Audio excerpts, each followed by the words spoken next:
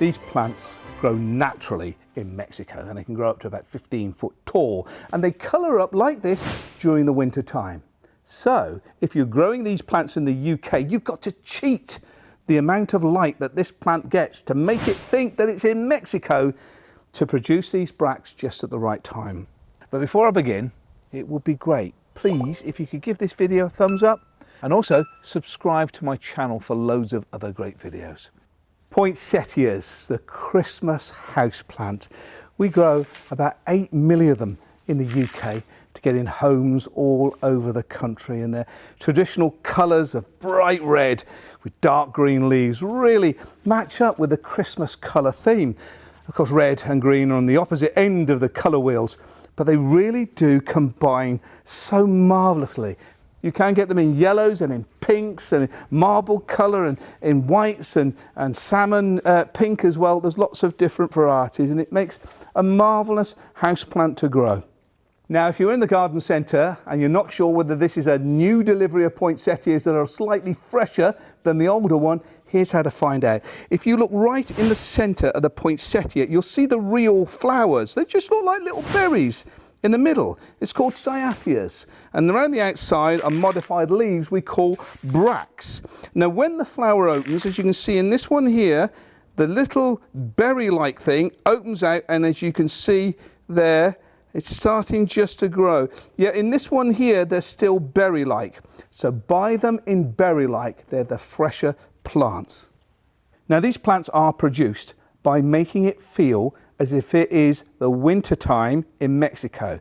So 12 hours of night and 12 hours of sunlight. So what happens in nurseries like this is they cover over to make night appear to be day, and then they can extend the days as well. And this forces them to think that it's a Mexican winter and produce bracts. So if you are growing this at home, to get it to redden up again is a very difficult job. What you've got to do is, when Christmas is finished, give it a high potash feed and let it carry on growing through the winter as a house plant.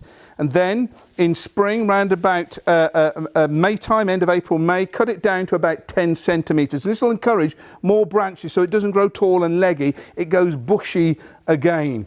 And then just keep it at a constant temperature, about 13, 15 degrees Celsius during the year. And when it comes down to September, you have to give it 12 hours of dark and 12 hours of light. So in some cases you're putting it into a dark cupboard to extend the night, and you've got to do this for about 8 or 9 weeks every day. That's why not many people do it, and they just keep it as a green house plant because it will live for some time. In fact, in its natural environment it'll grow about 15 foot tall in Mexico, but we keep it as a house plant. Another great tip to make sure your poinsettia lasts longer: they hate drafts. Who does like drafts? These really hate them though.